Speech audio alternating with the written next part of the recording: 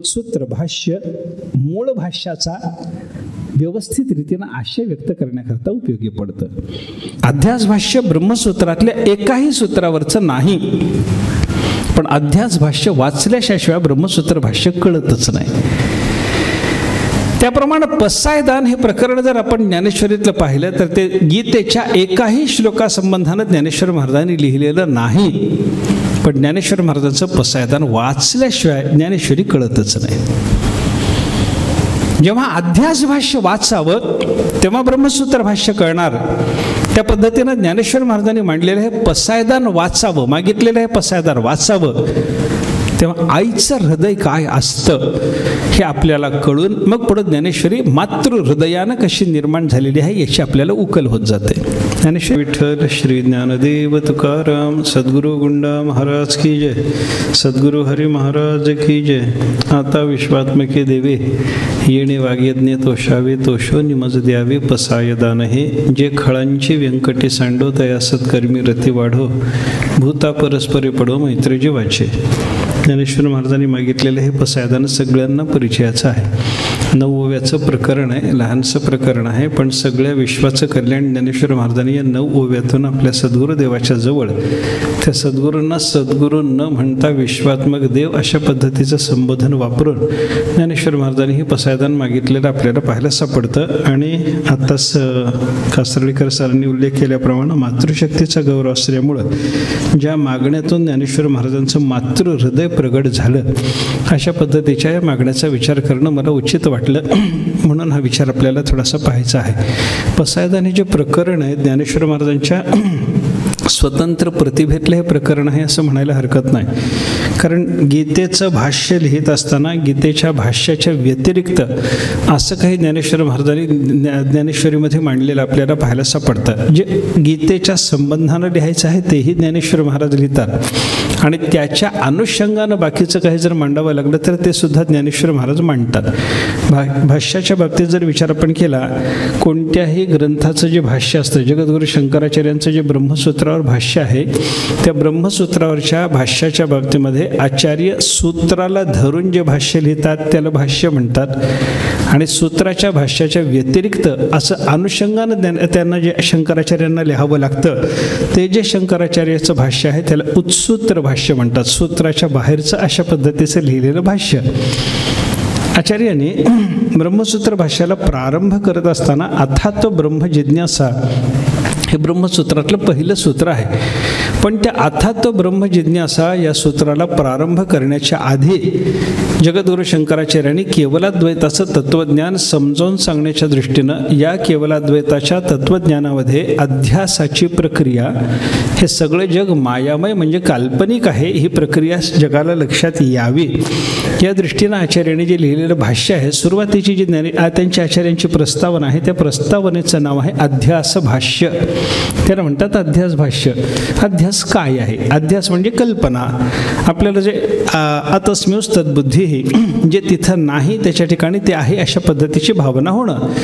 पडलेली असते दोरीन मंद अंधकाराधिक दोषाच्या योगाने त्या दोरीच्या ठिकाणी मनुष्याला सर्पाचा भ्रम होतो. रज्जू सर्पाकार भासयले जगडंबर, असाच प्रकार दोरीवर भासलेला सर्प जसा असावा तसा सगळा जगताचा पसारा परमात्मा स्वरूपाच्या ठिकाणी आपल्याला भासलेला आहे असं जे तुकाराम महाराजांनी सांगितलं त्याला म्हणतात अध्यास.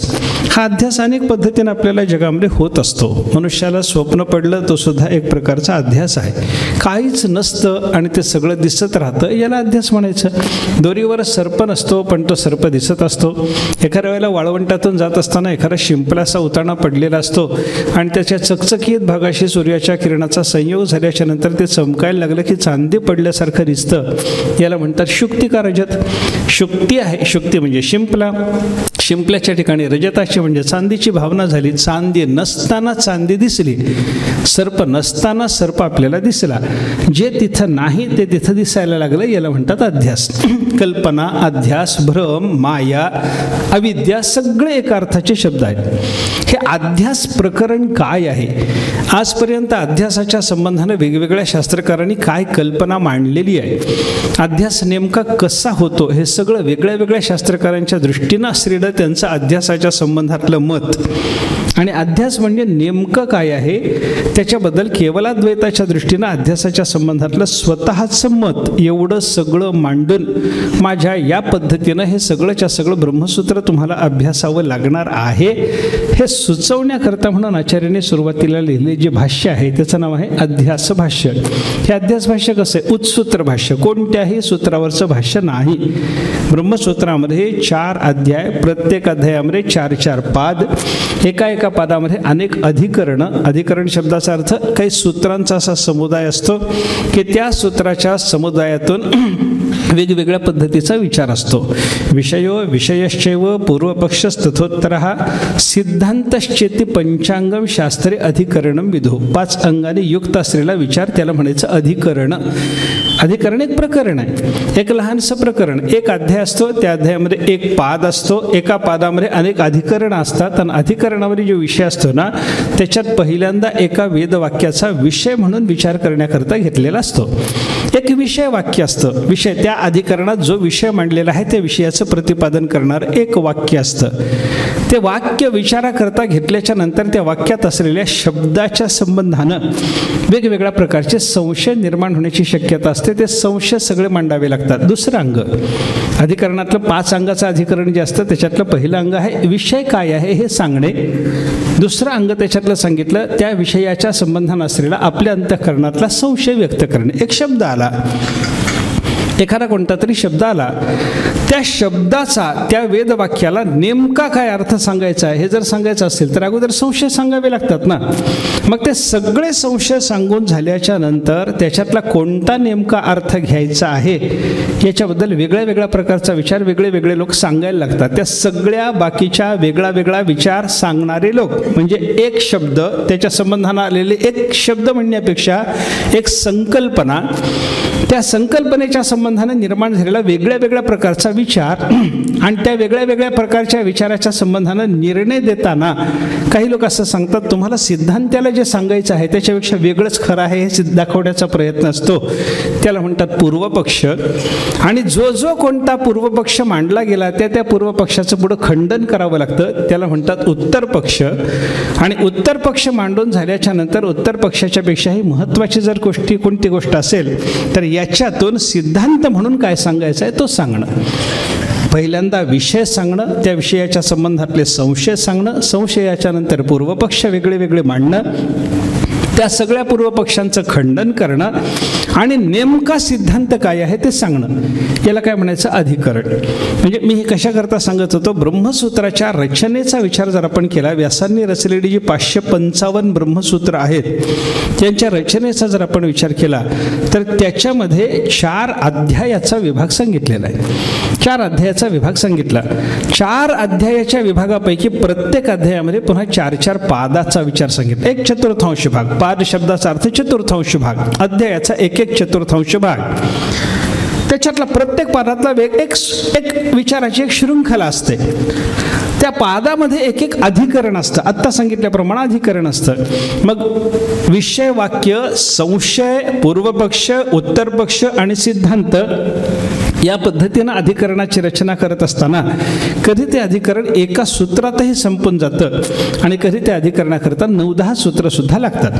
किती सूत्र असावीत हा नियम नाही, पण एक सलग विचार या 5ही अंगाने जेवढ्या सूत्रातून पूर्ण होईल तेवढ्या सूत्राचं ते अधिकरण असतं. असा अधिकरणाचा विचार आहे. आणि त्या अधिकरणामध्ये काही सूत्र आहेत. एकंदर ब्रह्मसूत्रामध्ये 555 सूत्रांचा विचार आपल्याला पाहायला सापडतो. सूत्र कशाला म्हणतात?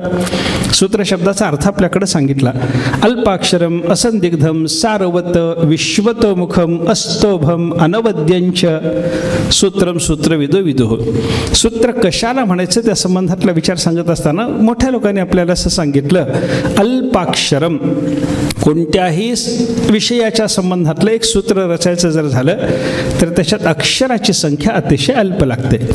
बरं, अल्प अक्षरात तो आशय सांगत असताना काही संदिग्धता राहून गेली तेही चालत नाही, म्हणून असंदिग्धम कमी अक्षरात मांडा पण त्याच्यात संदेह कोणताही राहू देऊ नका. सारवत त्याच्या सार भागाचंच त्या सूत्रामध्ये ग्रहण केलेलं असावं. कोणताही फापट पसारा त्याच्यामध्ये मांडायचा नाही, प्रवचन लांबवायचं नाही. थोडक्यात तिथे लिहायचं असतं, अल्पाक्षरम असंदिग्धम सारवत आणि विश्वतोमुखम. विचार करणाऱ्या लोकांना त्या सूत्रातून अनेक पद्धतीचे अर्थ स्फुरले पाहिजेत. विश्वतोमुख, मुख म्हणजे मुखच, आणि विश्वतः म्हणजे चारी बाजूनं मुख असणं, चहू बाजूनी मुख असणं, सर्व बाजूनी मुख असणं, याचा अर्थ वेगळ्या वेगळ्या पद्धतीचे त्याचे अर्थ निर्माण होणं, असं त्या सूत्रामध्ये असलं पाहिजे. अस्तोभम, व्यर्थ शब्द त्याच्यामध्ये कधीही कोणताही येऊ नये. अनवद्यंच, आणि कोणत्याही प्रकारचा दोष राहू नये अशी एक शब्द संहिता ती अल्पाक्षराची असली पाहिजे, असंदिग्ध अर्थ सांगणारी असली पाहिजे, सारवत भाग त्याच्यामध्ये असला पाहिजे, विश्वतोमुख ते असलं पाहिजे, म्हणजे त्याचे अनेक अर्थ संभवले पाहिजेत. अस्तभम म्हणजे व्यर्थ, ते व्यर्थ काही नसावं, आणि अनवद्य म्हणजे निर्दोष असावं, अशा पद्धतीची शब्दसंहिता तिला म्हणायचं सूत्र. अशी 555 सूत्र ब्रह्मसूत्रामध्ये आहेत. मी कशा करता बोलायला लागलो, 4 अध्याय म्हणा, 4 प्रत्येक अध्यायातले 4 पाद म्हणा, एका पादामध्ये येणारी काही अधिकरणं म्हणा, त्या अधिकरणात येणारी काही सूत्र म्हणा, याच्या संबंधानं आचार्यांना जे लिहावं लागलं ते सगळंच्या सगळं भाष्य आहे. आचार्यांचं ते सगळंच्या सगळं भाष्य आहे. आणि या भाष्याची प्रक्रिया समजावून देण्याकरता, ऐका, त्या सूत्राच्या संबंधानं जे काही लिहायचं आहे ते जे लिहिणं आहे ते लिहिणं समजण्याकरता म्हणून पूर्वपीठिका म्हणून आचार्यांना काही वेळेला ज्या गोष्टी लिहाव्या लागतात ना, त्याला म्हणतात उत्सूत्र भाष्य. ते सूत्राच्या संबंधातलं नसतं, पण सूत्राचा आशय कळून घेण्याकरता त्याचा खूप उपयोग असतो, अशा पद्धतीचं ते असतं, त्याला उत्सूत्र भाष्य म्हणतात. तसं ज्ञानेश्वर महाराजांनी सुद्धा कित्येक ठिकाणी ज्ञानेश्वरीमध्ये तो श्लोकाचा आशय समजावून देण्याकरता त्या श्लोकाच्या संबंधानं त्यांना जे जे काही त्या श्लोकात सांगितलेलं नाही पण सांगावं लागणार आहे, अशा ज्या गोष्टी मांडलेल्या आहेत ना, ते सगळं ज्ञानेश्वर महाराजांचं उत्सूत्र भाष्य आहे. बघा तुम्ही, हे सगळ्याच्या सगळं आपल्याला विस्तारानं जर पाहायचं झालं तर अनेक प्रकरणं आपल्याला त्याच्याकरता 3ऱ्या अध्यायामध्ये ज्ञानेश्वर महाराजांना एका श्लोकावर टीका लिहायची होती. सहयज्ञाः प्रजाः सृष्ट्वा पुरोवाच प्रजापती अनेन प्रसविष्यध्वम एष वस्तुष्टकामधुक, हे सांगायचं होतं. सहयज्ञाः प्रजाः सृष्ट्वा पुरा उवाच पुरा म्हणजे फार पूर्वीच्या काळामध्ये सृष्टीच्या प्रारंभाला प्रजापती म्हणजे ब्रह्मदेव, त्यानं काय केलं, प्रजा निर्माण केली. ती कशी निर्माण केली, यज्ञासहित निर्माण केली, म्हणजे धर्मासहित प्रजा निर्माण केली. यज्ञ शब्द तिथं धर्मवाचक घ्यायचा. धर्मासहित सगळ्या प्रजेला निर्माण करून ब्रह्मदेवाने त्या सगळ्या प्रजाजनांना उपदेश केला की बाबा तुम्ही या धर्माचं अनुष्ठान करा, हा तुमच्याकरता तुमच्या बरोबर निर्माण केलेला जो धर्म आहे तुमच्या कल्याणासाठी आहे, त्याच्यामुळे याचं अनुष्ठान करा, तुमचं कल्याण होईल. या धर्माचं तुम्ही अनुष्ठान जर केलं तर हा धर्म तुमच्याकरता कामधेनू होईल. एवढा सूत्राचा श्लोकाचा अर्थ आहे.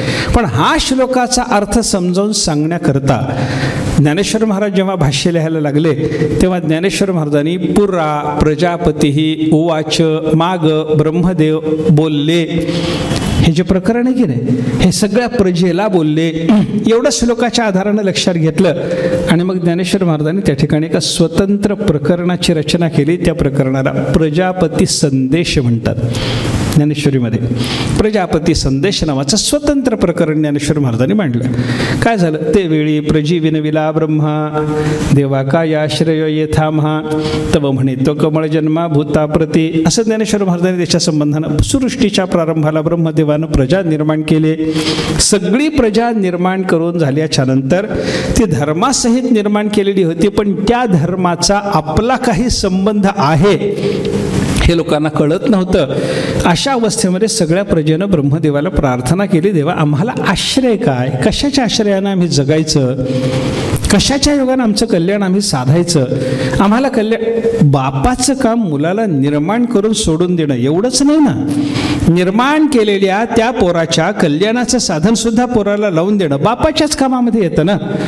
मग तुम्ही आम्हाला जर निर्माण केलं, तुम्ही सगळ्या प्रजेचे पती म्हणजे पालन करणारे, म्हणजे एका पद्धतीनं पिताच आहात, तर मग आम्हाला आश्रय काय, कशाच्या आधारानं आम्ही जगायचं, कशाच्या आधारानं आम्ही आमचं कल्याण साधायचं सांगा ना. मग तव म्हणे तो कमळ जन्मा भूता प्रती. मग हा लोकांच्याकडून प्रश्न आल्याच्या नंतर सगळ्या लोकांना उद्देशून तो प्रजापती असलेला ब्रह्मदेव बोलायला लागला आणि त्यानं सांगितलं तुम्ही धर्माचं अनुष्ठान करा वगैरे वगैरे. श्लोकात सांगितलेला जो आशय आहे तो व्यवस्थित व्यक्त व्हावा बरं का. पुढे ज्ञानेश्वर महाराजांनी वेगळी वेगळी कल्पना केलेली आपल्याला पाहायला सापडते. इच्छा द्वेष समुत्थेन द्वंद्व मोहेन भारत. ज्ञानेश्वर महाराजांनी गीतेत भगवंताने असं सांगितलं 7व्या अध्यायामध्ये की इच्छा आणि द्वेष यांच्यापासून निर्माण झालेला द्वंद्व मोह त्यानं सगळ्या जगाचं वाटोळं केलं.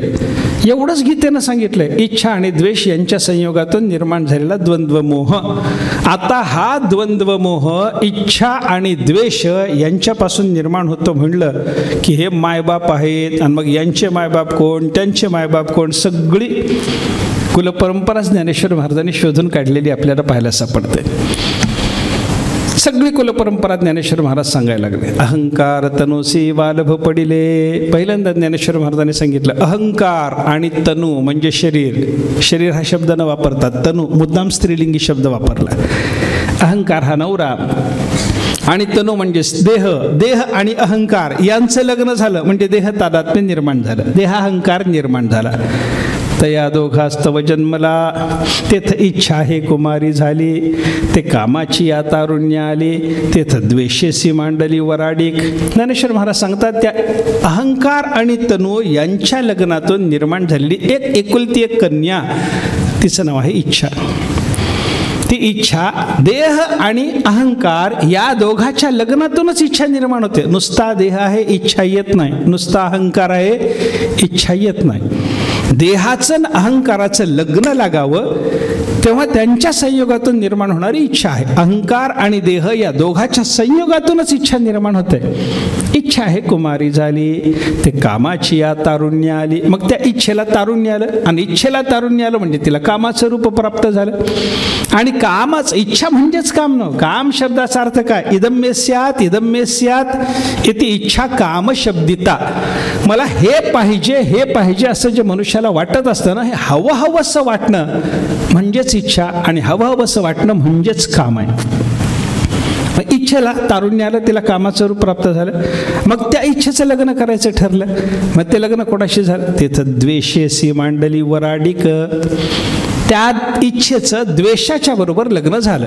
मग इच्छेचं द्वेषाचं लग्न झाल्याच्या नंतर तया दोघास्तव जन्मला, ऐसा द्वंद्व मोह भला, तो अजेयाने वाढविला अहंकारे. त्या इच्छा आणि द्वेषाच्या लग्नातून निर्माण झालेला एक मुलगा, त्याचं नाव आहे द्वंद्व मोह.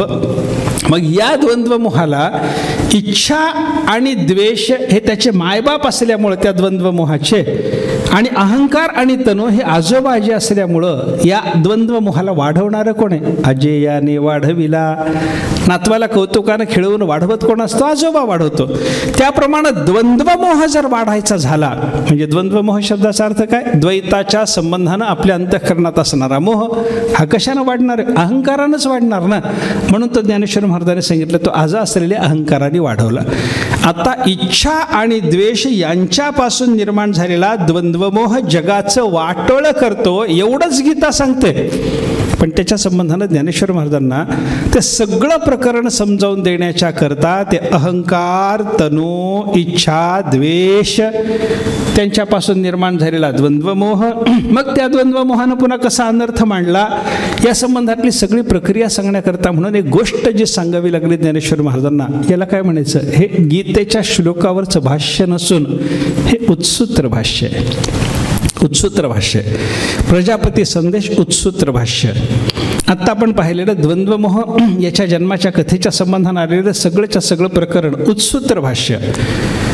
आचार्योपासन म्हणजे सद्गुरूची उपासना कशी असते या ज्ञानी महात्मा सद्गुरूची उपासना करतो, एवढंच त्याचं लक्षण गीतेनं सांगितलं.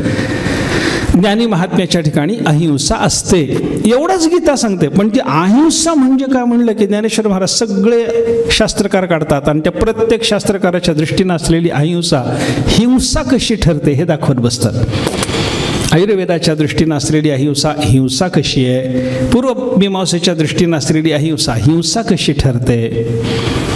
सगळ्या नाना रोगी आहाळली, लोळती भूते देखिली.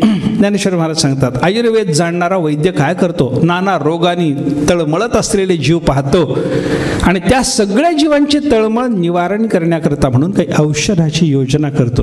मग त्या औषधाची योजना करताना कोणाकरता औषधाची योजना करायची आहे, जे मरायला लागले त्यांच्याकरता औषधाची योजना करायची आहे. पण ती औषधं निर्माण होताना अनेक वनस्पती मरतात, याचं काय करता. ज्ञानेश्वर महाराज सांगतात ते सगळं आपल्याला प्रकरण ज्ञानेश्वर महाराजांनी सांगितलं. अजात शत्रू तरुवरा सर्वांगी लेवविल्या शिरा. ज्ञानेश्वर महाराज एकाची साल काढतात म्हणे, एकाची पानं तोडून घेतात म्हणे, एकाला उकडतात म्हणे, एकाला उकळून काढतात म्हणे. हे सगळं ज्ञानेश्वर महाराजांनी जे प्रकरण सांगितलं हे काही गीतेमध्ये मुळामध्ये गीतेत फक्त अहिंसा हे ज्ञानाचं लक्षण आहे, एवढंच आलं. पण ती ज्ञानाच्या ठिकाणी असणारी अहिंसा समजावून सांगाय करता बाकीचे शास्त्रकार ज्याला अहिंसा म्हणतात ती हिंसा कशी आहे. आणि महात्मा हळुवार हृदयाचा असल्यामुळे त्याच्या अंतःकरणातली अहिंसेची भावना किती कोमल आहे, किती कोमल आहे. ज्ञानेश्वर महाराजांनी त्याच्याकरता दिलेली उदाहरणं पाहण्यासारखी आहेत. ज्ञानेश्वर महाराज म्हणतात, कमळावरी भवर पाय ठेवी ती हळुवार, कुचुंबेल केसर इया शंका. एखादा भुंगा कमळाकडे येतो, कमळावर तो बसत असताना बघा तिकडून इकडून येतानाच घुई घुई घुई घुई करत असा इकडे तिकडे असा वेगानं फिरत असतो आणि कमळावर नेमका आला की हळुवार हळुवार हळू हळू हळू हळू होता होत होत होत कमळावरी भवर पाय ठेवी ती हळुवार. हळुवारपणाने त्याच्यावर पाय ठेवून मग तो तिथं बसतो. कशा करता एवढा हळुवारपणा कशा करता आणला त्यानं. कुचुंबेल केसर इया शंका. त्या कमळामध्ये असणारे जे केसर आहेत, जे परागकण आहेत, आपण जर धसमुसळेपणाने याच्यावर पाय ठेवला तर माझ्या पायानं सुद्धा हे केसर कुचुंबण्याची शक्यता आहे, चुरगळले जाण्याची शक्यता आहे. या शंकेनं भुंग्यानं कमळावर जेवढा हळुवार पाय ठेवावा त्या मार्दवानं महात्मा भूमीवर पाय ठेवीत जातो म्हणे. महात्म्याचं जमिनीवर पाय ठेवणं कसं असतं, कमळावर भुंग्यानं पाय ठेवावा तसा महात्मा जमिनीवर हळुवारपणानं पाय ठेवतो म्हणे. हळुवारपणा कसा असतो याच्याकरता ज्ञानेश्वर महाराजांनी वेगळी वेगळी उदाहरणं आपल्याला तिथं सांगितलेली पाहायला सापडतात. प्रेमाचे निसांगाडे लासी पिली धरी तोंडे, तेथं दाताचे आगरडे के उठेगा. ज्ञानेश्वर महाराजांनी सांगितलं की प्रेमळ असलेली लासी, लासी म्हणजे मांजरी, मांजरी काय करते, एका ठिकाणाहून दुसऱ्या ठिकाणी आपल्या पिलाला स्थलांतरित करते, घेऊन जाते, एका ठिकाणी कधी राहू देत नाही जास्त काळ. तिला एका ठिकाणाहून आपलं पिलू दुसरीकडे नेत असताना, मांजरीचा पिलू नेण्याचा प्रकार तुम्ही कधी पाहिलाय का, ती कशी नेते, दातात पिलाला धरते. प्रेमाचे सांगाडे, तिनं प्रेमाचा सांगाडा आणलेला असतो. प्रेमाचा सांगाडा म्हणजे काय, नदीतून पलीकडे जाण्याकरता असं पाळण्यासारखं एखादं जे साधन असतं की नाही त्याला सांगाडा म्हणतात. हिनं काय केलं, आपल्या पिलाला एका ठिकाणाहून दुसऱ्या ठिकाणी नेत असताना या मांजरीनं, लासीनं प्रेमाचा सांगाडा आणला म्हणतात ज्ञानेश्वर महाराज. आणि मग काय केलं, लासी पिली धरी तोंडे, आपल्या पिलाला ती तोंडात धरते, पण तेथं दाताची आगरडे के उठेगा. त्या मांजरीनं ते पिलू दातात जरी पकडलेलं असलं तरी त्या दाताचा एखादा तरी व्रण त्या पिलाच्या मांजरीच्या पिलाच्या मानेवर कधी उठला असं आपल्याला दिसेल का, अगदी काही नाही. इकडून तिकडं त्याला नेत असताना एका ठिकाणाहून दुसऱ्या ठिकाणी ती उडी मारताना सुद्धा त्या पिलाला तिनं तोंडातच धरलेलं असतं, दातातच धरलेलं असतं. ते एवढं पक्कही धरलेलं असतं आणि एवढं ढिलंही धरलेलं असतं. ते पक्क धरल्यामुळे पिळू गळून पडत नाही आणि ढिलं धरलेलं असल्यामुळे त्याला दात लागत नाही. हे मांजरीचं जे हळुवारपण आहे त्या हळुवारपणानं महात्मा जगाकडे पाहत असतो. हे ज्ञानेश्वर महाराजांनी सगळं केलेलं अहिंसेच्या संबंधातलं चिंतन, उत्सूत्र भाष्य. मला हे सांगायचं होतं, उत्सूत्र भाष्य. तसं पसायदान प्रकरणाचा विचार जर करायचा झाला तर पसायदान प्रकरण हे सुद्धा उत्सूत्र भाष्य आहे. इथं काही ज्ञानेश्वर महाराजाला गीतेचा संदर्भ नाही. यत्र योगेश्वर कृष्णो यत्र पार्थो धनुर्धरः या श्लोकाच्या संबंधानं टीका लिहून झाल्याच्या नंतर पुढे ज्ञानेश्वर महाराजांनी जे लिहिलं ते सगळंच्या सगळं उत्सूत्र भाष्य. गीतेवर लिहिणं अवघड आहे, पण मी कसा लिहायला लागलो हे लिहिलं, अवघड आहे. कल्पतरूची बाग लावणं एखाद्या वेळेला सोपं आहे. सगळेच्या सगळे कुलपर्वत चिंतामणीनं निर्माण करणं एखाद्या वेळेला शक्य आहे. सोन्यानं सगळीच्या सगळी पृथ्वी मढवून काढणं शक्य आहे. पण गीतेचं भाष्य लिहिता येत नाही. एवढा अवघड काम आहे. माझ्यावर गुरुकृपा आहे म्हणून काहीतरी 4 अक्षर मला लिहिता आले. हे ज्ञानेश्वर महाराज व्यक्त करतात. हे काय? हे उत्सूत्र भाष्य आहे. त्याच्यानंतर ज्ञानेश्वर महाराजांनी सांगितलेली गुरु परंपरा उत्सूत्र भाष्य. त्याच्यानंतर ज्ञानेश्वर महाराजांनी मांडलेलं हे पसायदानाचं प्रकरण उत्सूत्र भाष्य. मला हे उत्सूत्र भाष्य आहे म्हणजे गीतेच्या संदर्भात ज्ञानेश्वर महाराज लिहित जरी असले तर गीतेच्या श्लोकावर ज्ञानेश्वर महाराजांनी पसायदान लिहिलेलं नाही. एवढंच व्यक्त करायचं होतं. असं हे पसायदान प्रकरण आहे. पण उत्सूत्र भाष्याचं महत्त्व काय असतं? उत्सूत्र भाष्य मूळ भाष्याचा व्यवस्थित रीतीनं आशय व्यक्त करण्याकरता उपयोगी पडतं. अध्यास भाष्य ब्रह्मसूत्रातल्या एकाही सूत्रावरचं नाही. पण अध्यास भाष्य वाचल्याशिवाय ब्रह्मसूत्र भाष्य कळतच नाही. त्याप्रमाणे पसायदान हे प्रकरण जर आपण ज्ञानेश्वरीतलं पाहिलं तर ते गीतेच्या एकाही श्लोकासंबंधानं ज्ञानेश्वर महाराजांनी लिहिलेलं नाही. पण ज्ञानेश्वर महाराजांचं पसायदान वाचल्याशिवाय ज्ञानेश्वरी कळतच नाही. जेव्हा अध्यास भाष्य वाचावं तेव्हा ब्रह्मसूत्र भाष्य कळणार. त्या पद्धतीनं ज्ञानेश्वर महाराजांनी मांडलेलं हे पसायदान वाचावं, मागितलेलं हे पसायदान वाचावं तेव्हा आईचं हृदय काय असतं हे आपल्याला कळून मग पुढे ज्ञानेश्वरी मातृ हृदयानं कशी निर्माण झालेली आहे याची आपल्याला उकल होत जाते. ज्ञानेश्वरी उगीच निर्माण झाली नाही.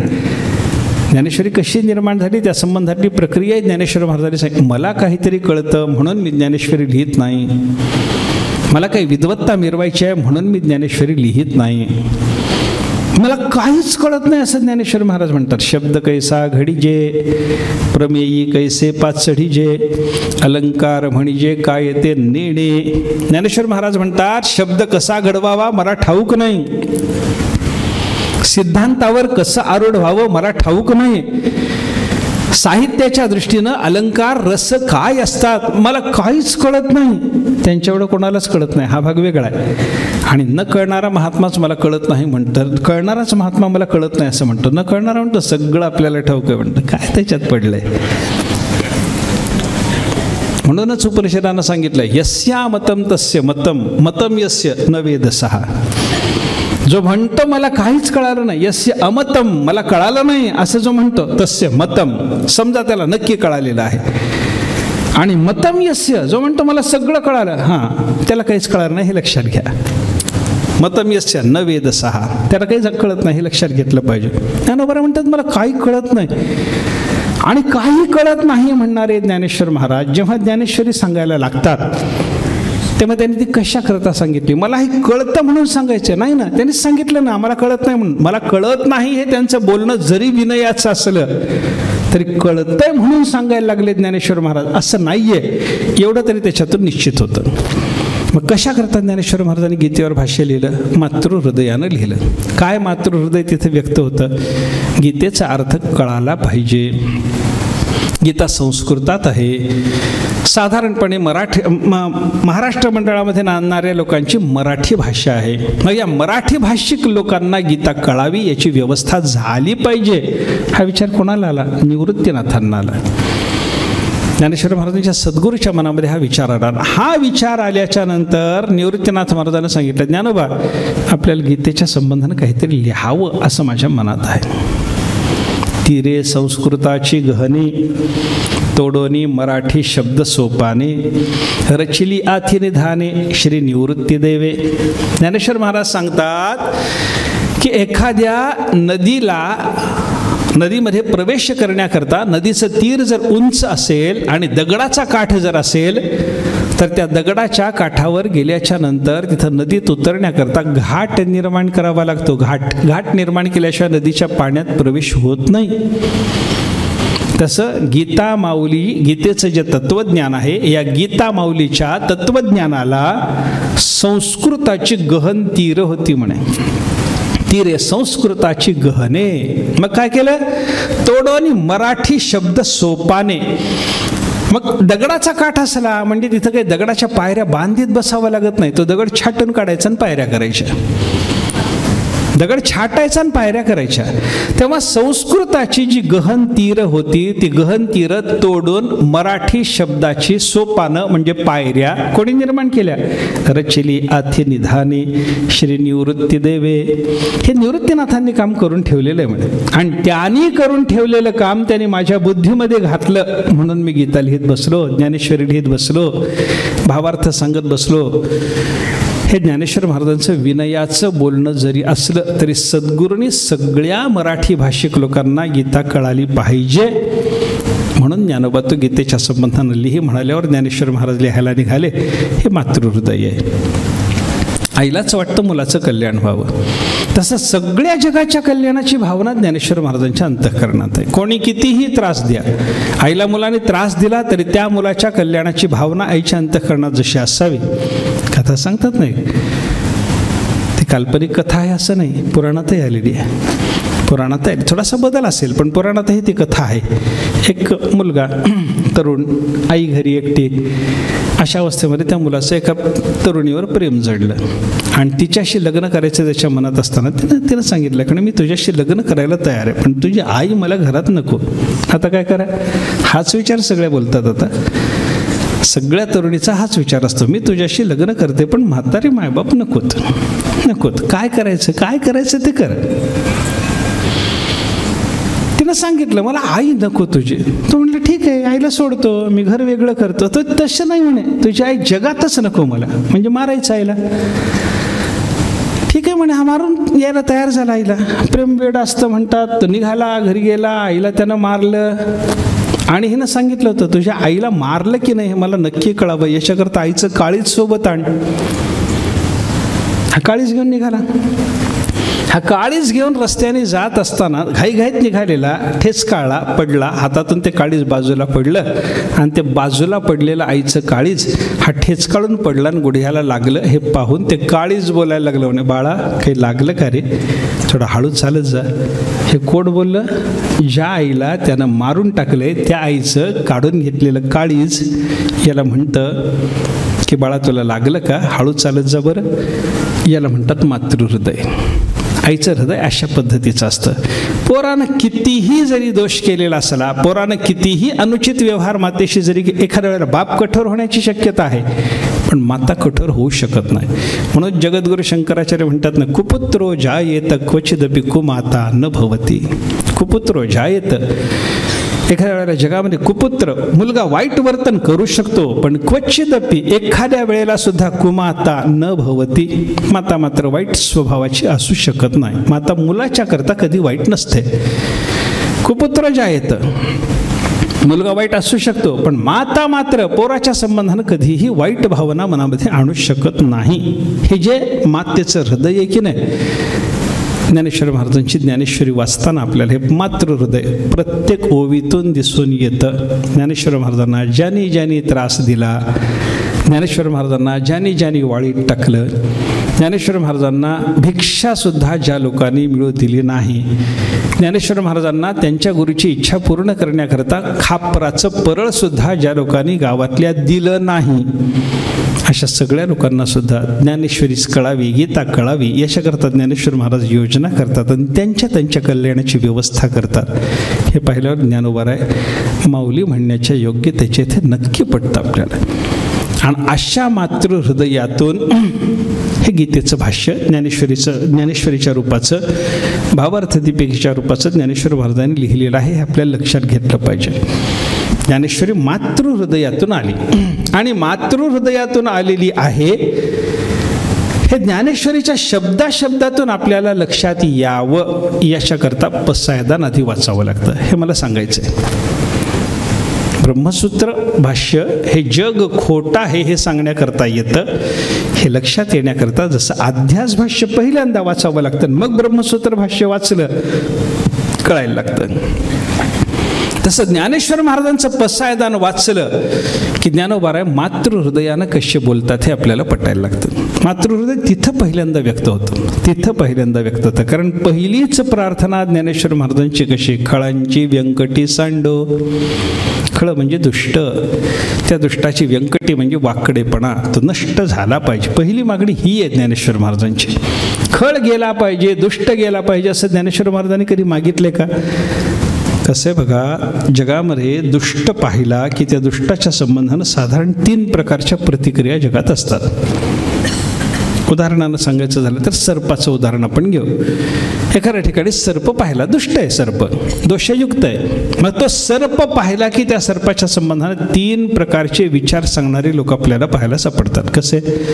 एक माणूस तिथे, अरे बापरे सर्प आहे, काय साप आहे, भयानक आहे, विषारी आहे, 10चा आकडा आहे का त्याच्यावर, अरे मग कोबरा असेल, कोबरा नको नको, त्याच्या जवळ जायला नको, विषारी बाबा. कित्येक सर्प तर असे असतात की त्यांच्या फुतकारातून विषाचे फवारे आपल्यावर येतात आणि त्याच्याने मरावं, नको नको, जवळ जाणं नको रे बाबा, असं म्हणून घाबरून दूर पळणारे पहिला वर्ग. ही प्रतिक्रिया, बाजूला व्हा बाबा, ही प्रतिक्रिया, ही पहिली प्रतिक्रिया आहे. दुसरा तिथे येतो तो म्हणतो, काय साप आहे काय, होय, 10चा आकडा आहे त्याच्यावर, होय, मग मला नाही तर दुसऱ्याला त्रास देणार आहे ना, मग ठोकला पाहिजे, मारला पाहिजे, मला तर मी काहीतरी करीन, इकडे तिकडे जाईल, पण दुसरा कोणी आला इथं, त्याला माहिती नाही इथं सर्प आहे, अचानक त्याचा पाय वगैरे पडला, काहीतरी त्याला इजा होण्याची शक्यता की नाही, मग याला मारून टाका, मला नाहीतरी कोणाला तरी त्रास देणार आहे ना, याला खपवा. ही दुसरी प्रतिक्रिया. आणि तिसरा तिथे येतो तो गारुडी असतो, तो म्हणतो, काय साप आहे, होय होय, 10चा आकडा का त्याच्यावर, हो, मग छान झालं ना, छान झालं ना. एवढा भयानक विषारी सर्प आपण पकडावा, पकडून त्याचा विषारी दात तेवढा काढून टाकावा, पेटाऱ्यात भरावा, पोटाचं साधन म्हणून आपल्याला वापरायला होतं ना. हा विचार त्याचा असतो. एक जण त्याच्यापासून दूर होणारा, दुसरा त्याला मारावं म्हणणारा, आणि तिसरा त्याचा विषारी दात तेवढा बाधक आहे तेवढा काढून टाका आणि उपजीविकेचं साधन म्हणून त्याचा वापर करा म्हणणारा. या 3 प्रतिक्रिया सर्पाच्या संबंधानं जशा आहेत तसं दुष्ट पाहिला की 3 प्रतिक्रिया येतात. दुष्ट ना, त्याच्यापासून 4 हात दूर राहा बाबा, जाऊ नये त्याच्यासमोर. दुर्जनाचे भय धरावे त्या परी, पिसाळल्यावरी धावे श्वान. तुकाराम महाराज सांगतात, पिसाळलेलं कुत्रं गावात फिरायला लागलं की लोक त्याच्या पाठीमागे लागतात बघा माराय करता. 5-50 लोक काठ्या घेऊन त्याच्या पाठीमागे लागलेले असतात. समोर येणाऱ्या माणसाला सांगतात, हो बाजूला व्हा, बाजूला व्हा, कुत्रं पिसाळय, पिसळय.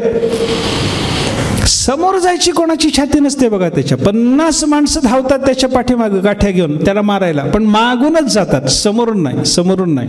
का? समोरून गेलं एखाद्या वेळेला ते चावलं तर या माणसाला वेळ लागतं म्हणतात. मग काय करा, दूर राहा, दूर राहा. तसं दुर्जनाचं भय धरावं असं तुकाराम महाराज सांगतात. त्याच्यापासून बाजूला राहावं, ही प्रतिक्रिया. भ्याड माणसं काय म्हणतात, नाही रे बाबा, दुष्ट, त्याच्यापासून 4 पावलं दूर राहिलेलं बरं. एक प्रतिक्रिया. दुसरी प्रतिक्रिया सर्पाच्या बद्दल आपण काय पाहिली, साप आहे ना, विषारी आहे ना, मला नाही तर दुसऱ्याला याचा त्रास होणारच आहे ना, मग याला मारा, मोकळा करा. हा दुसरा जो विचार आहे ना दुर्जनाच्या बाबतीमध्ये, हा दुसरा विचार प्रत्यक्ष परमेश्वराचा आहे. परमात्म्याच्याकडे दुष्टाच्या संबंधानं कोणता विचार आहे, परित्राणाय साधूनाम विनाशाय च दुष्कृताम. दुष्ट पाहिला की मारला पाहिजे, भक्ता राखे पायापाशी, दुर्जनासी संहारी. दुष्टाचा नाश करावा, हा त्याच्या मनातला विचार असतो. दुष्ट म्हणला की त्याचा नाश करावा, सर्प पाहिला की तो मारला पाहिजे, ही जशी प्रतिक्रिया आहे तशी दुर्जनाच्या संबंधानं नाशाची प्रतिक्रिया देवाची आहे. सर्पापासून बाजूला राहणारा तसा भ्याड वर्ग दुर्जनापासून दूर राहणारा.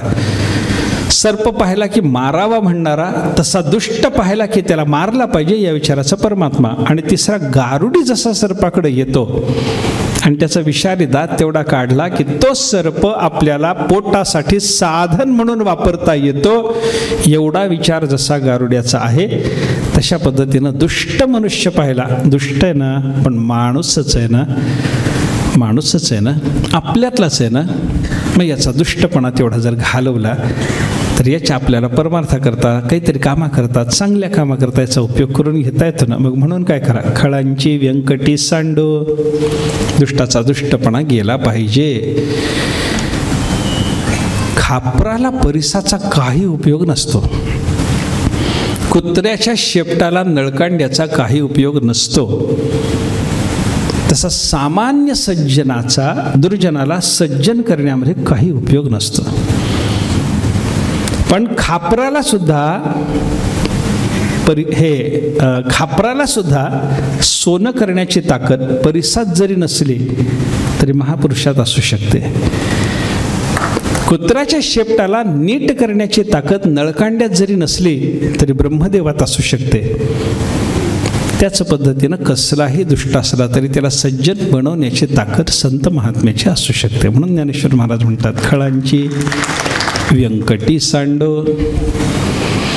काही उपयोग होत नाही. दुर्जनाला वश करण्याचा प्रयत्न मनुष्यानं केला, काही सामान्य माणसाला त्याचा काही लाभ होत नाही. एका सुभाषितकाराने असं सांगितलं, क्वचित सर्पोपी मित्रत्वम इयात नैव खलः क्वचित. एखाद्या वेळेला सर्पाला मनुष्याला सरळ स्वभावी करता येतं, पण दुर्जनाला वश करता येत नाही.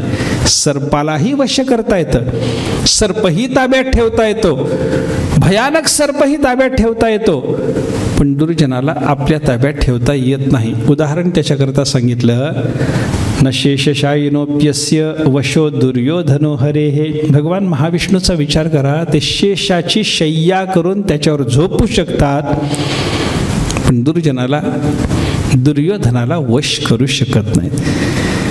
कृष्णावतारात दुर्योधनाला वश करणं देवाला जमलं का? जमलं नाही ना. दुर्योधनाला वश करणं सर्पावर झोपणं जमतं. शेषशायी म्हणूनच ते प्रसिद्ध आहेत. शांताकारम भुजगशयनम म्हणतोच ना आपण. सर्पाच्या शय्येवर झोपणारे परमात्मा सर्पाच्या शय्येवर झोपू शकतात, म्हणजे सर्पाला ते सरळ स्वभावी करू शकतात. पण दुर्जनाला वश करणं, दुर्योधनाला वश करणं त्या शेषशायी भगवंतालाही जमलं नाही. याचा अर्थ काय झाला? दुर्जनाला वश करणं अवघड काम आहे. पण त्या दुर्जनाला वश करून त्याची व्यंकटी म्हणजे वाकडेपणा तो बाजूला करून त्याला सज्जनपणा देणं केवळ साधू पुरुषाला शक्य आहे. केवळ साधू पुरुषाच्या दर्शनात ती ताकद आहे. अनेक उदाहरणं आपल्याकडे याच्याकरता आहेत. बऱ्याचशा साधू पुरुषांच्या संबंधामध्ये सुरुवातीला आलेला दुर्जन कालांतरानं त्यांच्या संगतीचा परिणाम त्याच्यावर होऊन तो सज्जन झाला. उदाहरण आपल्याकडे आहेतच ना, कितीतरी उदाहरण आहे. प्रसिद्ध उदाहरण आपल्याला वाल्हाकोळ्याचा वाल्मिक ऋषी झाला, हे उदाहरण आहेच आहे ना. रस्त्यात बसलेला असायचा वाला, वाटपाडा कोळीकू. ज्ञानेश्वर तुकाराम महाराजांनी त्याचं वर्णन करताना म्हणलं, रस्त्यात बसलेला वाटमारेपणा करणारा, येणाऱ्या जाणाऱ्या माणसाला पकडायचं, त्याच्याजवळचं धन काढून घ्यायचं, त्याला जीवानिशी मारायचं, आणि त्याच्या नावानं किती माणसं मारलीत साधारणपणे आपल्याला कळावं म्हणून त्यानं एक माणूस मारला की त्याच्या नावानं एक खडा एका रांजणात टाकायचा म्हणे. असे किती लोक मारले. ब्रह्महत्या राशी म्हणतात तुकाराम महाराज. पातकी अपार, बाकीचे पाप तर अपार, कितीतरी जीव मारले. आणि अशा त्या वाल्हाकोळ्याला रस्त्यावर बसून लोकांना मारत बसलेल्या त्या वाल्हाकोळ्याला एका दिवशी रस्त्यानं जाताना नारद त्या रस्त्यानं चाललेले, आणि त्यानं त्या नारदांना पकडलं. काही ठिकाणी नारदांना पकडलं असं आहे, काही ठिकाणी सप्तऋषी जात होते, सर्वांना पकडलं असं आहे. पकडलं नारदांना, विचारलं महाराज काही असलं तर काढा. आता काय असायचं नारदाजवळ? नाराज म्हणजे काय आजचा महाराज थोडाच आहे, काहीतरी मिळायला त्याच्याजवळ काही नाही. नारदाजवळ काय असायचं? आम्हा विठ्ठल जीवन टाळ चिपळ्या धन विणा चिपळ्या एवढंच म्हणे. बाबा घ्यायचं असलं तर हे घे, भजन करत बसतो म्हणलं. मला काय भजन करायचं का? बायका लेकराचं पोट भरायचं म्हणलं, मला पैसे लागतात. काही पैसे असतील? नारद म्हणलं आमच्याकडे काही नाही बाबा. तपास म्हणे. सगळं तपासलं, नारदाकडे काही नाही हे लक्षात आलं, आणि नारदाच्या दर्शनाचा परिणाम हळूहळू त्याच्या बुद्धीवर व्हायला सुरुवात झाली, आणि नारदाला मारायची त्याला भावना होईना. त्यानं सांगितलं महाराज निघा म्हणे, काही नाही तुमच्याजवळ, मी आता काही तुम्हाला फार काही त्रास देणार नाही, बघणार नाही. आता तुमच्याजवळ बघणं झालं माझं, तुमच्याजवळ विना चिपळ्याला सोडून काही नाही, आणि हे मला घ्यायचं नाही, निघा तुम्ही. निघा म्हणल्याबरोबर नारदाने त्याला सांगितलं थोडं मी बोलू का आता तुझ्याशी? बोला म्हणे महाराज, काय बोलायचं ते बोला. तेव्हा हे सगळं कशाकरता करतो सर म्हणे? एवढं पाप, एवढ्या लोकांना मारलं, एवढ्या लोकांना लुटलं, एवढ्या लोकांचे संसार उद्ध्वस्त केले, कशा करता हे करतोस? तो म्हणलं बायका लेकराचं पोट भरण्याकरता. मग हे मिळवलेलं जे धन आहे हे भोगायला जर तुझी बायका मुलं वगैरे सगळे तयार असतील, कुटुंबातली मंडळी, तर हे धन मिळवण्याकरता तू जो दोष करतोस, जे पाप करतोस, ते पाप भोगायला तयार आहेत का? विचार म्हणे एकदा. ज्यांची खड्डे भरण्याकरता, पोटाची खळगी भरण्याकरता तो एवढे दोष करत बसलास, याच्यातला एखादा तरी दोष, थोडासा तरी दोष घ्यायला कोणी तयार आहे का कुटुंबातलं? विचार म्हणे. म्हणणं महाराज कशा करता सांगता म्हणणे, मला काहीतरी नादी लावून पळून जायचा विचार आहे का तुमचा? पळा म्हणे, निघा, मी काही तुम्हाला अडवलेलं नाहीच आहे. नारद म्हणले जाऊन विचारून ये ना एकदा. हा म्हणलं तुम्ही जाणार नाही ना? जाणार नाही म्हणे. नारदाला त्याला झाडाला बांधलं, आपल्या घरी गेला. घरी जाऊन कुटुंबातल्या एकाएकाला बाजूला घेऊन विचारायला सुरुवात केली. पहिल्यांदा बायकोला, मुलाला, मायबापाला, मुलीला, एकाएकाला बाजूला घेऊन विचारायला सुरुवात केली. सगळं जे आपण भोगता ते सगळं धन मी आणतो, पण हे आणलेलं धन तुम्ही जे भोगता ना, हे धन आणाय करता मला जे पाप करावं लागतं, त्या पापात तुम्ही वाटा घेणार आहात का? कुटुंबातल्या प्रत्येकाने दिलेले एक उत्तर रामायणामध्ये असं स्पष्ट सांगितलंय. पापम तवैव तत्सर्वम वयंतु फलभागिनः. ते पाप सगळं तुलाच भोगावं लागेल, आम्ही फक्त द्रव्य भोगणार. ते द्रव्य आमचं पोट भरण्याकरता आणायचं. द्रव्य पापाने आणावं की पुण्याने आणावं तुझा विषय आहे. आमचं पोट भरणं तुझं कर्तव्य आहे. आम्ही फक्त द्रव्य भोगणार आहोत, आम्ही कोणी पाप घ्यायला तयार नाही. हे पाप घ्यायला कोणी तयार नाही हे लक्षात आल्याच्या नंतर त्या महात्म्याने खरंच माझ्यावर अनुग्रह केला, माझे डोळे उघडले.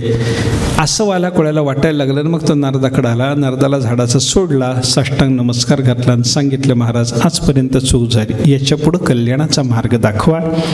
मग नारदाने त्याला सांगितलं, अखंड रामनामाचा जप कर. त्याला एका झाडाखाली बसवलं, इथं बस, रामनामाचा जप कर. संध्याकाळपर्यंत त्याचा प्रयत्न झाला आणि नारदाने त्याला उठवून विचारलं, जमतंय का? तो म्हणला, नाही ना. का? रामनाम येत नाही ना तोंडाला, कारण ते पुण्य असल्याशिवाय येत नाही. अनंत जन्माचे सुकृत पदरी त्याचे मुखी हरिपैठा होय. जन्मजन्मांतरी असेल पुण्य सामग्री, तरीच नाम जिव्हागरी येईल श्रीरामाचे. भगवंताचं नाव मुखाला यायला पुण्य पाहिजे. पुण्य नाही, नाम येत नाही. नाम येत नाही, राम म्हणताच येत नाही असं सांगितल्याबरोबर नारदाने त्याला विचारलं, मग काय म्हणता येतं तुला, सांग ना. तो म्हणलं, जन्मभर मरान मारा एवढंच माहिती आहे म्हणलं. याच दोन शब्दाचा अभ्यास आहे. त्याला नारदाने विचारलं, मरा म्हणता येतं ना? म्हणता येतं. मग तेच म्हणत बस म्हणे, मरा मरा मरा मरा. तेच उलट झालं, राम झालं. अक्षरांचा व्यत्यास झाला आणि व्यत्यस्ताक्षरपूर्वक भगवंताचं नाम मुखाला आल्याच्या नंतर त्या रामनामाच्या जपाच्या योगानं वारूळ वाढेपर्यंत, त्याच्याकडून अंगावर वारूळ वाढेपर्यंत निश्चळ चित्तानं रामनामाचा जप झाला. आणि मग त्या ठिकाणी त्या वाल्मिकातून, वारूळ म्हणजे वाल्मिक संस्कृतामध्ये वल्मिक म्हणतात वारुळाला, त्या वल्मिकातून त्यांना बाहेर काढलं गेलं, म्हणून त्यांचं नाव पडलं वाल्मिक. असे ते वाल्मिक ऋषी. मला सांगा, हे वाल्मिक ऋषी पण एक वाल्हाकोळी म्हणून असलेला सामान्य वाटमारेपणा करणारा माणूस, त्याला हे ऋषी पण आलं. कशाचा परिणाम? सत्संगतीचा परिणाम. साधूच्या ठिकाणी हे सामर्थ्य आहे, पण तो साधू परिपक्व पाहिजे. सामान्य साधूचं ते काम नाही. साधक दशेतला असलेला मनुष्य त्यालाही साधू म्हणतात, पण त्याचं ते काम नाही.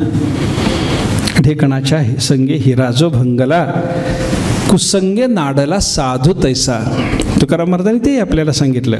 हिऱ्याच्या संगतीत, हे ढेकणाची संगती हिऱ्याला जर घडली, हिऱ्याजवळ जर ढेकून गेला, तर त्या ढेकणाचं रक्त लागल्यावर हिरा हिरा राहतच नाही म्हणे, त्याचा कोळसा होतो की नाही. पाहायचं असलं तर करून बघा, एक हिरा आणा, एक ढेकून मिळवा, त्याचं रक्त त्याला लावून बघा, काय नुकसान व्हायचं तुमचं, मला काही नाही.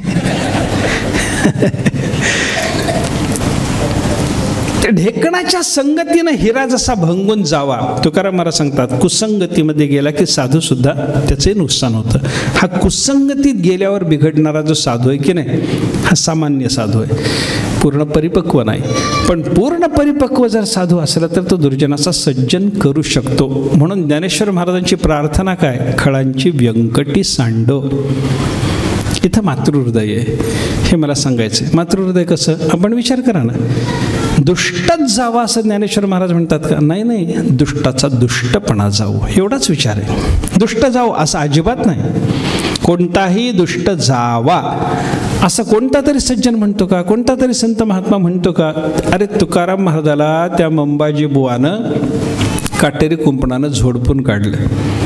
काटेरी कुंपणानं झोडपलं. पण काटेरी कुंपणानं झोडपणारा मंबाजी, ऐका, दुपारच्या वेळेला काटेरी कुंपणानं ज्या मंबाजीनं तुकाराम महाराजाला झोडपलं तो मंबाजी घरी गेल्यानंतर त्याला ताप आला, फणफणत पडला. तुकाराम महाराजाची संध्याकाळची कीर्तनाची वेळ झाली.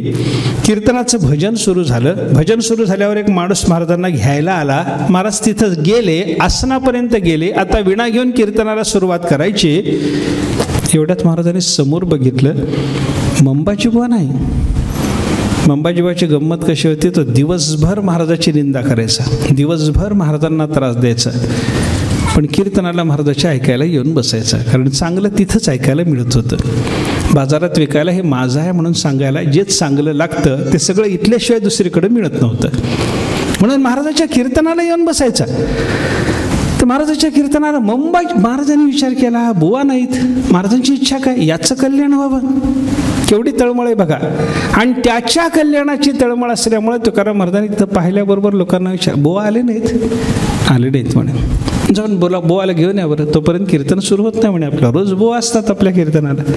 एका माणसाला पाठवलं.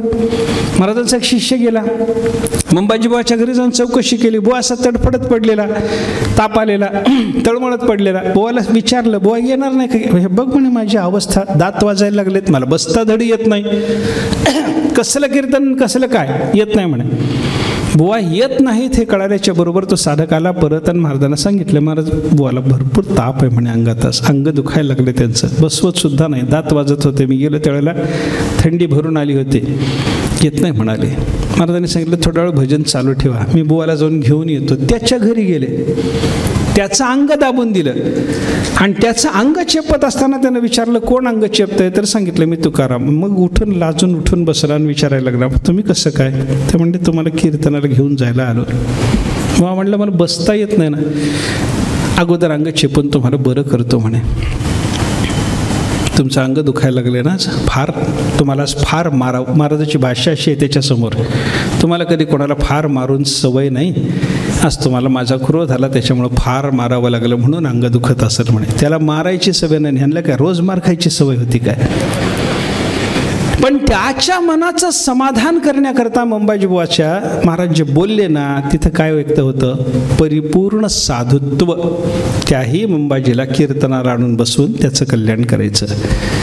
ज्यानं खापराचं परळ मिळू दिलं नाही असा विसोबा खेचराला जवळ करायचं, त्याला ज्ञान द्यायचं, त्याला मोठेपण द्यायचं, नामदेवरायाचा गुरु होईल एवढं मोठं करायचं. साधन आहे, साधन आहे. आपुले पदी बैसविले, जवळ केलेल्या दुर्जनाला सुद्धा आपल्या जागेवर बसवायचं, एवढी मोठी योग्यता त्याच्या ठिकाणी निर्माण करायची. म्हणजे दुर्जनाच्या ठिकाणचा दुष्टपणा घालवण्याचं परिपूर्ण सामर्थ्य या महात्म्यांच्याकडे असतं. म्हणून काय इथं मातृहृदय आहे. मला हे सांगायचं आहे, खळांची व्यंकटी सांडो, दुष्टाचा दुष्टपणा गेला पाहिजे. दुष्ट अनेक असतात जगामध्ये. दुष्टाचे असे स्तर सांगितलेत बरं का काही ठिकाणी. काही दुष्टाशे असतात ते स्वतःच्या दोषानं स्वतः मरतात. काही दुष्टाशे असतात त्यांच्यापेक्षा मोठा दुष्ट येऊन त्यांना मारतो. काही दुष्टाशे असतात एखादा दैवी पुरुष येतो आणि त्या दुष्टाचा नाश करून जातो. काही दुष्टाशे असतात एखाद्या दैवी पुरुषाकडून त्यांचा नाश होण्याची शक्यता नसते, तेव्हा संघटित दैवी पुरुषाचा समुदाय त्याच्याकडे जातो आणि त्याचा नाश करतो. त्याच्यापेक्षा मोठा असलेला जो दुष्ट असतो, संघटित दैवी पुरुषाचा समुदायही ज्याचा नाश करू शकत नाही असा जर दुष्ट असला तर त्याच्या नाशाकरता देवाला अवतार घ्यावा लागतो. ते विनाशायाची दुष्कृताम, ती प्रतिज्ञा त्याच्याकरता, एवढ्या मोठ्या दुष्टाकरता. आणि असाही दुष्ट जो देवाला मारल्याशिवाय गती नाही असं वाटतं, त्याही दुष्टाच्या ठिकाणचा दुष्टपणा जर घालवायचा असला तर केवळ ज्ञानेश्वर महाराज, तुकाराम महाराजासारखे संत लागतात. हे आहे मातृहृदय. कसाही दुष्ट असू द्या, स्वतःच्या दोषाने मरेल असा दुष्ट असू द्या, ज्याचा दुसऱ्या दुर्जनाने नाश करावा अशा योग्यतेचा दुष्ट असू द्या, ज्याला एखादा दैवी पुरुष मारायला येऊ शकतो असा दुष्ट पुरुष असू द्या, ज्याला मारायला दैवी पुरुषाचा संघटित समाज येऊन मारणार आहे असा दुष्ट असू द्या, किंवा ज्याला मारायला प्रत्यक्ष भगवंताला यावं लागणार आहे असाही दुष्ट असू द्या, तो जर सज्जनाच्या मर्यादेत आला, सज्जनाच्या संगतीत आला, सज्जनाच्या दृष्टिक्षेपात आला, सज्जनाच्या अंतरंगात आला, तर संत महात्मा त्याचंही कल्याण करून त्याला सुष्ट बनवू शकतो. दुष्टाचा सज्जन बनवणं त्यांना शक्य आहे. म्हणून खळांची व्यंकटी सांडो. पहिली प्रार्थना ज्ञानेश्वर महाराज करतात, दुष्टाचा दुष्टपणा जाऊ. व्यंकटी म्हणजे वाकडेपणा, त्याचा वाकडेपणा जाऊ. आणि वाकडेपणा गेल्यानंतर पुढं काय करायचं? तया सत्कर्मी रती वाढो, ही दुसरी प्रार्थना आहे. दुष्टपणा गेला, कसं आहे, माणसाचं हृदय रिकामं राहू नये. म्हणतातच ना, रिकामं मन सैतानाची कार्यशाळा आहे म्हणून. मग ते मन रिकामं राहू नये म्हणजे दुष्टपणा गेला मनातून, दुष्ट वृत्ती गेली. आता काय करा? तया सत्कर्मी रती वाढो. त्या दुष्टपणाच्या नाशाच्या नंतर अंतःकरणामध्ये सत्कर्माचं प्रेम आलं पाहिजे. आणि सत्कर्माचं प्रेम नुसतं येऊन चालत नाही, त्या सत्कर्माची रती म्हणजे प्रेम अति वाढलेलं पाहिजे आणि ते वाढतं असलं पाहिजे. नुसतं निर्माण होवं असं नाही. तया सत्कर्मी रती वाढो, वाढतं प्रेम असलं पाहिजे. आणि एवढी स्थिती झाली म्हणजे दुष्टाचा दुष्टपणा, सगळ्या जगातल्या सगळ्या दुष्टाचा सगळा दुष्टपणा गेला आणि सगळ्या दुष्टांच्या अंतःकरणामध्ये सत्कर्माचं प्रेम निर्माण होऊन वाढायला लागलं की मग तिसरी प्रार्थना ज्ञानेश्वर महाराज करतात, भूता परस्परे पडो मैत्र जीवाचे. सगळ्या भूतमात्रामध्ये परस्पराचं जीवाभावाचं मैत्र निर्माण व्हावं, ही पुढची प्रार्थना आहे. अशी एकंदर प्रार्थना करत असताना ज्ञानेश्वर महाराज पसायदानामध्ये पहिल्या प्रार्थनेपासून जो विचार मांडतात त्याच्यातून ज्ञानेश्वर महाराजांचं मातृहृदय व्यक्त होतं. दुष्टाने त्रास दिला म्हणून दुष्टाच्या नाशाचा विचार कधीही त्यांच्या मनात नाही, हेच मातृहृदय आहे. दुष्टाने त्रास दिला तरी त्यांचंही परमकल्याण झालं पाहिजे हा विचार असणं, हेच मातृहृदय आहे. आणि याच मातृहृदयातून पसायदानाची अभिव्यक्ती आहे. म्हणून हे पसायदान वाचलं की ज्ञानेश्वर महाराजांचं माऊली पण कळतं आणि माऊली पण कळालं की ज्ञानेश्वरी ही मातृहृदयातून आलेली आहे. याचा आपल्याला पावला पावलाला बोध होऊ शकतो. म्हणून पसायदानाचा विचार केला पाहिजे, तो मातृत्वाचा विचार आहे असं आपल्याला म्हणता येतं. आज या ठिकाणी हा जो कार्यक्रम आहे आमच्या श्रीयुत मधुकर यांच्या धर्मपत्नी सिंधुताई यांचं गेल्या वर्षी आकस्मिक निधन झालं. काही अल्पशी शस्त्रक्रिया त्यांच्यावर झाली आणि त्या शस्त्रक्रियेतून बऱ्या होता होता थोडासा दुसराच काही प्रकार निर्माण होऊन त्यांचं निधन झालं. परमात्मा पंढरीनाथाने ज्ञानेश्वर महाराज तुकाराम महाराजांनी त्यांना चरणाजवळ स्थान द्यावं अशी त्यांच्याकरता आणि त्यांच्या सगळ्या कुटुंबियांना शांती देऊन परमात्म्याने पुढचा प्रवास त्यांचा संसाराचा व्यवस्थित रीतीनं चालवावा हे देवाला प्रार्थना करतो.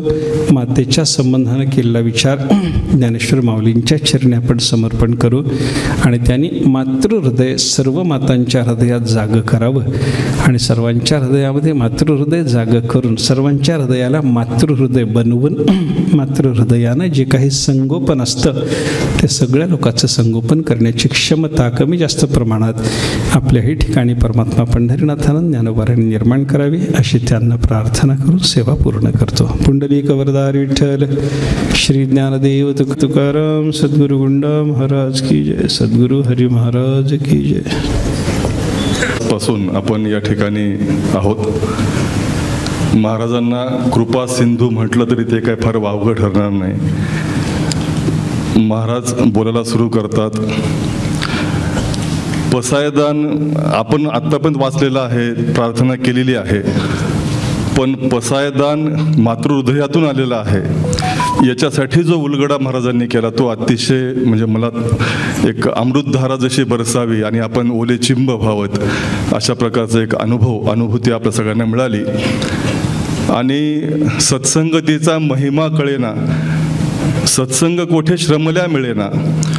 वाल्मिक ऋषीचं उदाहरण महाराजांनी जे सांगितलं की वाल्या कोळ्याचा वाल्मिकी कसा झाला, तो प्रसंग आपल्या जीवनामध्ये असेल किंवा मातृहृदय कसं असतं की आईचा खून करू नये त्याचं एक काळीज घेऊन जाताना त्या काळजात येणारा आवाज असेल, ती साध असेल, खरंच आई काय म्हणतात, स्वामी तिन्ही जगाचा आई विना भिकारी आपण असं नेहमी म्हणतो. तर असं एक पुण्यस्मरण, मला वाटते यापेक्षा श्रेष्ठ काही असणार नाही. महाराजांच्या या अमोघ वाणीनं आणि त्यांच्या प्रार्थनेनं आज सिंधुताईंना नक्कीच परमेश्वरानं आपल्या जवळ घेतलेलं असणार. हे संत वचन असेल, हा सत्संग असेल, हा सत्संग श्रमून मिळत नाही. आज थोडीशी संख्या कमी आहे, या निमित्तानं थोडंसं माहितीसुद्धा काही लोकांना कमी मिळाली असेल, पण एकूणच महाराजांचा जर अभ्यास पाहिला, आवाका पाहिला, त्यांचा आशीर्वाद पाहिला, त्यांची तळमळ पाहिली, तर ती सुद्धा कोण्या मातेपेक्षा कमी नाही असं आपण नेहमीच महाराजांकडे पाहताना म्हणतो. या कार्यक्रमाला आपण सगळेच जण हजर झालात आणि या सोहळ्यामध्ये हजर राहिलात. यानंतर महाराजांचं दर्शन होईल आणि दर्शनानंतर मग या कार्यक्रमाची सांगता होईल. या ठिकाणी महाराजांचं पूजन सुद्धा होणार आहे. मी मधुकरराव जोशी आणि परिवाराला अशी विनंती करतो की त्यांनी या ठिकाणी महाराजांचं पूजन करून घ्यावं. डॉक्टर अंबरीश महाराज हे आहेत. अतिशय चांगला सोहळा हा पुण्यस्मरणाचा या ठिकाणी घडलेला आहे. हा सत्संग आपल्याला नेहमीच लक्षात राहील आणि दरवर्षी जोशी परिवाराने हा संकल्प करावा, यापेक्षा अनोखी अशी आदरांजली कोणती असणार नाही. डॉक्टर अंबरीश महाराज देगलूरकर यांना विनंती आहे, त्यांनी समोर यायचं आहे.